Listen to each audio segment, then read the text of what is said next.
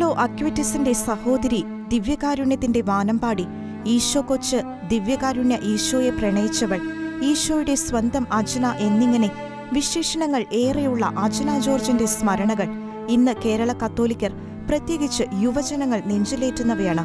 വരാപ്പുഴ അതിരൂപത Vyttila Saint Patrick ഇടവകയിലെ Muttunkal George Achamma ദമ്പതികളുടെ മകളായി 1994 ഏപ്രിൽ 2 അജ്ന ജോർജ് ജനിച്ചത്. ബിരുദവും ബിരുദാനന്തര ബിരുദവും കഴിഞ്ഞ് തേവര SH കോളേജിലെ കൊമേഴ്സ് ഡിപ്പാർട്ട്മെന്റിൽ അസിസ്റ്റന്റ് പ്രൊഫസറായി ജോലി ലഭിച്ച നാളുകളിൽ ആയിരുന്നു ക്യാൻസർ കോശങ്ങളുടെ സാന്നിധ്യം അവളുടെ താടിയെല്ലിൽ ഉള്ള കാര്യം ഡോക്ടർ സ്ഥിരീകരിച്ചത്. അടിയന്തര ശസ്ത്രക്രിയ ഉൾപ്പെടെയുള്ള ചികിത്സയിലൂടെ രോഗം ഭേദപ്പെട്ടു എങ്കിലും വീണ്ടും ക്യാൻസർ കോശങ്ങൾ അജ്നയുടെ കണ്ണിലും കാതിലും താടിയെല്ലിലും അധരങ്ങളിലുമെല്ലാം സ്ഥാനമുറപ്പിച്ചു. ക്രമേണ ഒരു കണ്ണിന്റെ കാഴ്ചയും ഒരു കാതിന്റെ കേൾവിയും മാത്രമല്ല, അവളുടെ മുഖസൗന്ദര്യം പോലും കവർന്നെടുത്തു ക്യാൻസർ രോഗം.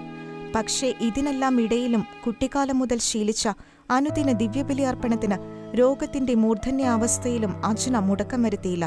കഠിനവേദന കടിച്ചമർത്തിയും അമ്മയുടെ കൈ പിടിച്ചുകൊണ്ട് എന്നും ദിവ്യബലിയിൽ പങ്കുകൊള്ളാൻ എത്തുമായിരുന്ന അവളുടെ നടക്കുവാനുള്ള ബുദ്ധിമുട്ട് മനസ്സിലാക്കിയ ഇടവക വികാരി ഫാദർ ജീൻ ഫെലിക്സ് വാഹന സൗകര്യം ഏർപ്പെടുത്താം എന്ന് പറഞ്ഞപ്പോൾ സഹനം ഒഴിവാക്കാൻ എന്നെ പ്രലോഭിപ്പിക്കുകയാണല്ലേ എന്നായിരുന്നു അജ്നയുടെ മറുപടി. കോവിഡ് മഹാമാരിയുടെ കാലത്ത് പള്ളിയിൽ വരാൻ പറ്റാത്ത സാഹചര്യം ഉണ്ടായപ്പോഴും വിശുദ്ധ കുർബാന ദിവസവും ഉൾക്കൊള്ളണമെന്ന് അവൾ വാശി പിടിക്കുകയും അച്ഛൻ എന്നും ദിവ്യകാരുണ്യം വീട്ടിൽ കൊണ്ടുപോയി അവൾക്ക് നൽകുകയും ചെയ്യുമായിരുന്നു.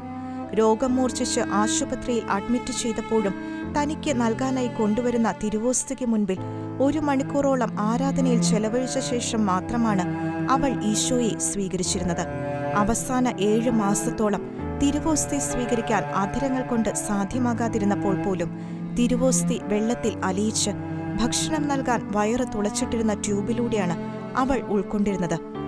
രോഗീലേപനം സ്വീകരിച്ച് ദിവ്യകാരുണ്യനാഥനെ ഉൾക്കൊണ്ടുകൊണ്ട് തന്നെയാണ് 2022 ജനുവരി 21 വെള്ളിയാഴ്ച ഉച്ച കഴിഞ്ഞ് കൃത്യം 3 മണിക്ക് അവൾ തന്റെ സ്വർഗീയ മണവാളന്റെ അടുത്തേക്ക് യാത്രയായത്.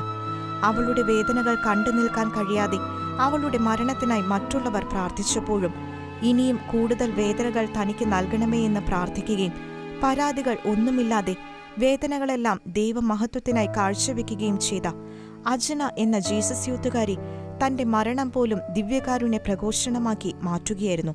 തൈക്കൂടം വിശുദ്ധ റാഫേൽ മാലാഖയുടെ നാമധേയത്തിലുള്ള ദേവാലയ സെമിത്തേരിയിൽ അന്ത്യവിശ്രമം കൊള്ളുന്ന അജ്നയുടെ സ്വർഗീയ മാധ്യസ്ഥ്യം തേടി വരുന്ന വിശ്വാസികളുടെ എണ്ണം വർദ്ധിക്കുന്നതോടൊപ്പം അജ്ന വിശുദ്ധഗണത്തിലേക്ക് ഉയർത്തപ്പെടുമെന്നുള്ള പ്രതീക്ഷയും പ്രാർത്ഥനയും ശക്തമാക്കിയിരിക്കുകയാണ് കേരള കത്തോലിക്കർ. Church desk, Shekinah news.